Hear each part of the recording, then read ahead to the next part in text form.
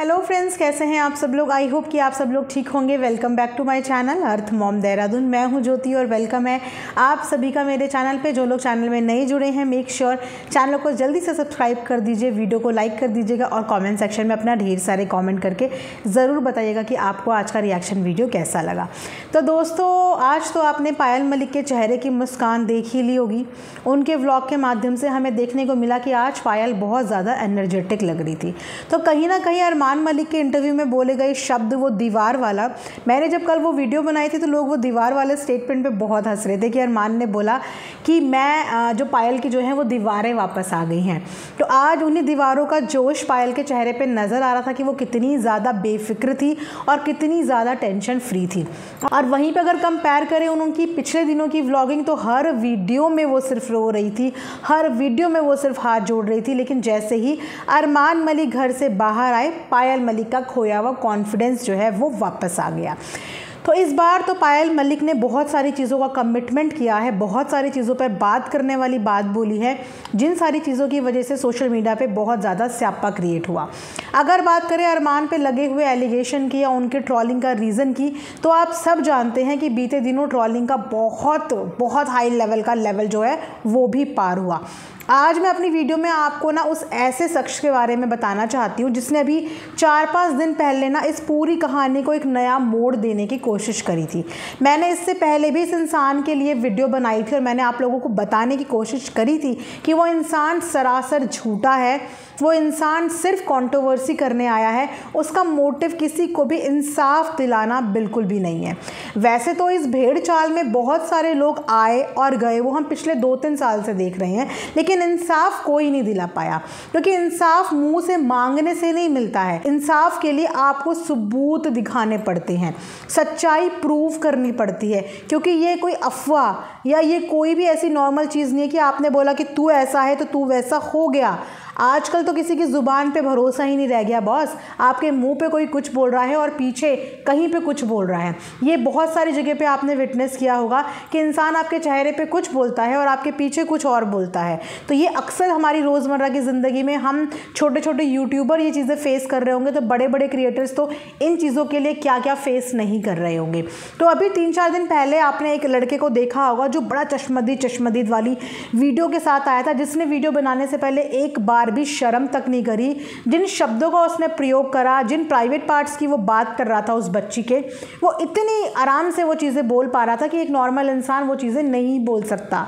हर किसी की ज़ुबान ना 1 मिनट के लिए लड़खड़ाएगी, लेकिन उस लड़के की ज़ुबान 1 मिनट के लिए लड़खड़ा भी नहीं रही थी जब वो उस बच्ची के प्राइवेट पार्ट के बारे में बात कर रहा था।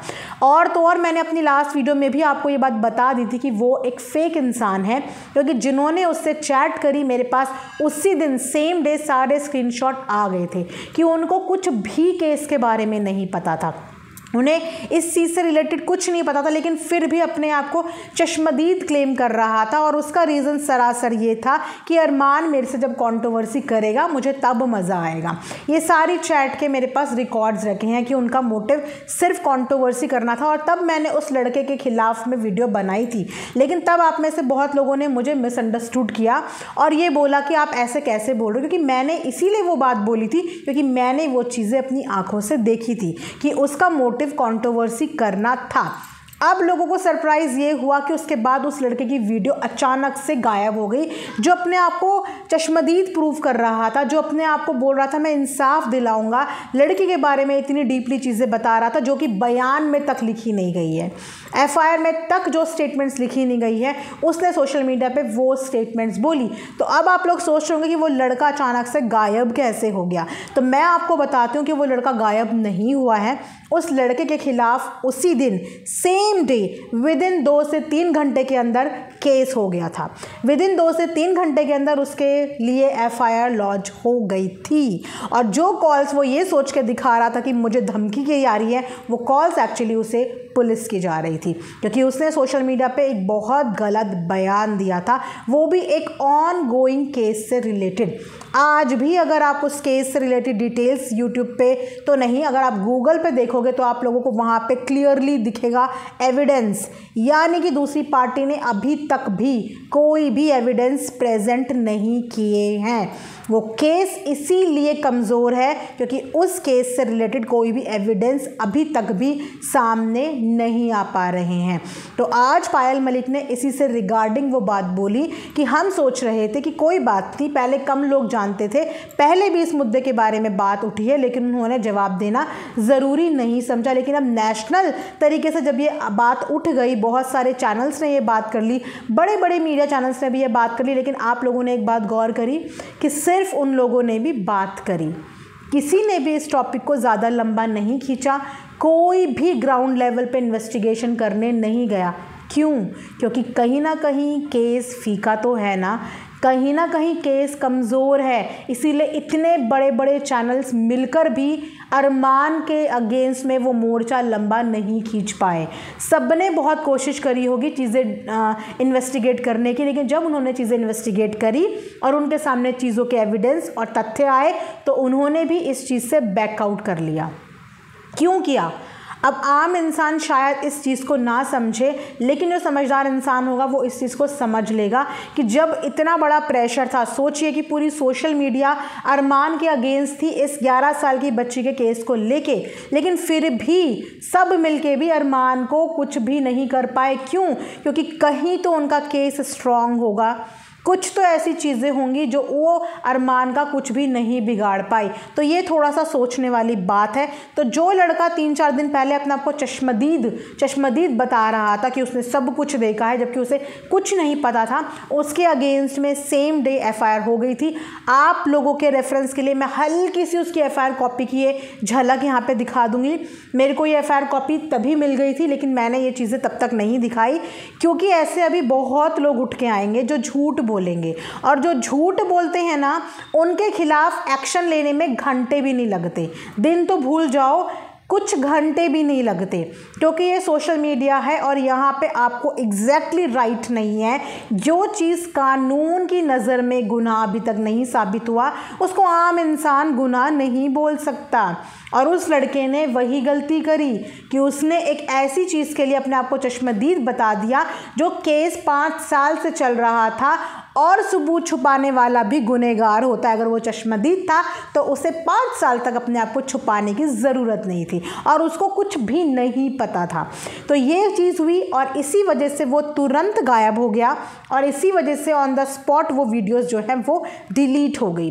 तो यहाँ पे बहुत सारी चीज़ें आप लोगों को आने वाले वक्त पे क्लियर होगी, क्योंकि अब तो पायल ने ही फ्रंट फुट पे आके बता दिया है कि अब हमें भी शायद कुछ चीज़ें क्लियर करनी पड़ेंगी। पहले क्लियर ना करने का रीज़न मैंने पहले भी बताया था कि वो प्रोटोकॉल्स होती हैं। एक ऑनगोइंग केस पे आप खुल के बात नहीं कर सकते जब तक वो केस आर या पार ना हो जाए।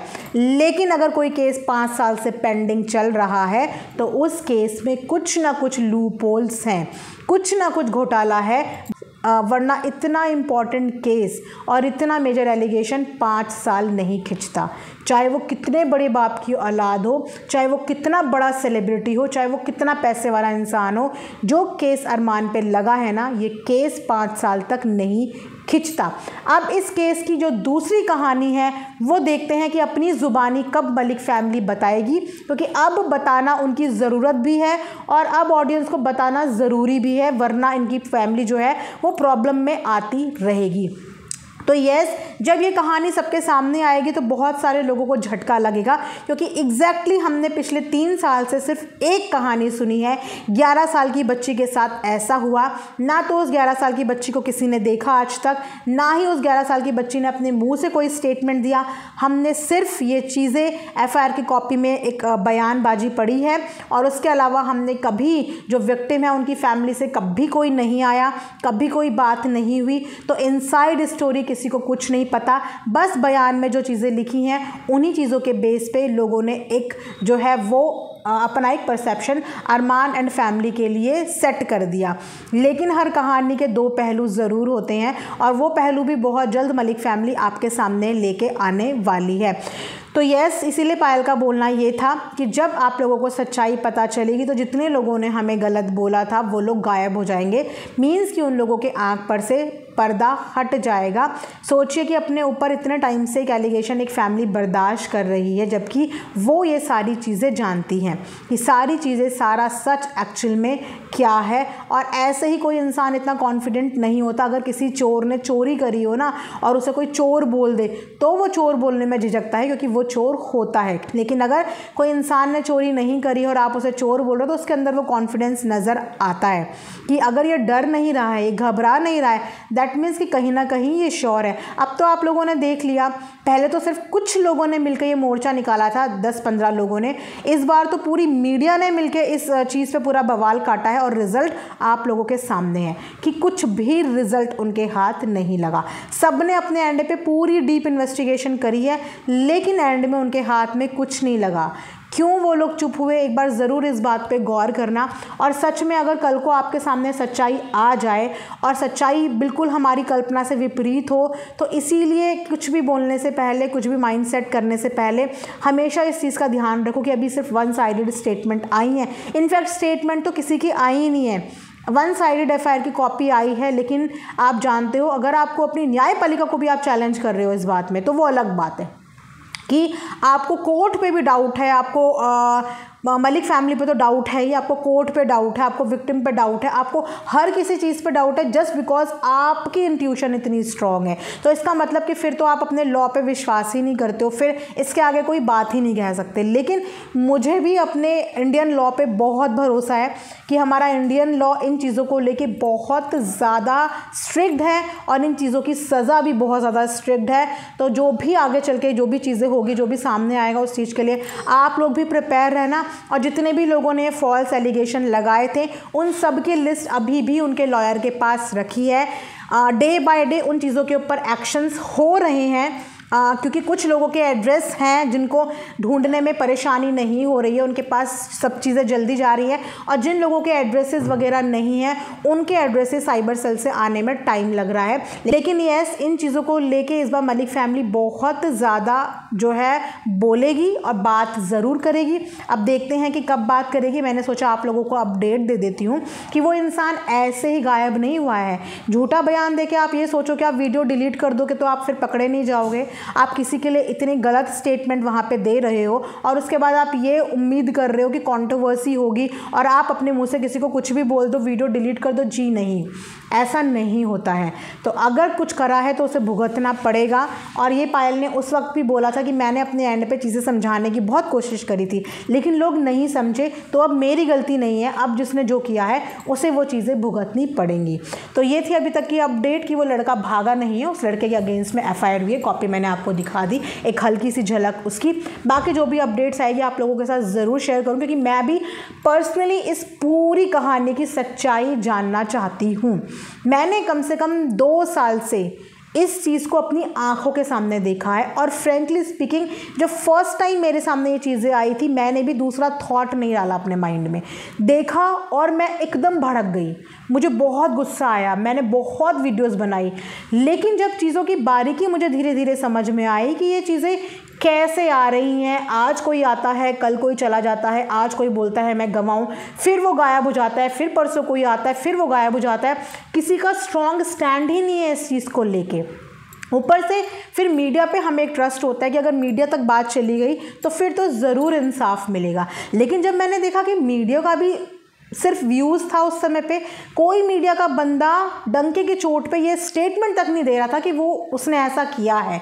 सब ने यही बोला कि एफआईआर हुई है, ऐसा केस चल रहा है, केस चल रहा है। किसी एक मीडिया वाले ने भी नहीं बोला कि उसने ऐसा किया है। और उसके बाद वो मैटर ठंडा हो गया। तो यहाँ से मेरा भी दिमाग खटक गया कि मीडिया, जिसे हम इतना स्ट्रांग मानते हैं कि आज तक अगर कोई इंसाफ नहीं दिला पाता तो मीडिया इंसाफ दिला देती है उन लोगों को, तो हमारी मीडिया तक बैकआउट कर गई है। तो ज़रूर इस केस के अंदर कुछ ना कुछ ऐसी चीज़ें हैं जिसकी वजह से जब मीडिया इस चीज़ की तफ्तीश करने के लिए गई होगी, वरना मीडिया मलिक फैमिली को छोड़ दे, बॉस हो ही नहीं सकता था। पूरी की पूरी मीडिया मलिक फैमिली के एंटी थी। और कसम से अगर उन्हें इतना भी सबूत मिल जाता ना तो अभी तक वो धज्जियाँ उड़ा देते, इनकी धज्जियाँ जो आधी उन्होंने उड़ा दी थी, लेकिन उनके हाथ में कुछ लगा नहीं, वरना अभी तक इनकी धज्जियाँ उड़ चुकी होती। तो इसीलिए मुझे थोड़ा सा सोचने पे मजबूर होना पड़ा। और जब मैंने पायल का आज स्टेटमेंट सुना जिसमें पायल भी ये बात बोल रही है है कि मुझे अब सच्चाई बतानी पड़ेगी। कुछ चीज़ों की वजह से मैं चुप थी, लेकिन अब मैं बताऊंगी, क्योंकि लोगों को दूसरी साइड की कहानी पता होनी भी बहुत ज़्यादा ज़रूरी है। तो ये था मेरा आज का एक रिएक्शन। आई होप आप लोगों को पसंद आया हो। कमेंट सेक्शन में ज़रूर बताना। मिलेंगे नेक्स्ट वीडियो में, तब तक अपना ढेर सारा ध्यान रखिए। Thanks for watching earth mom Dehradun.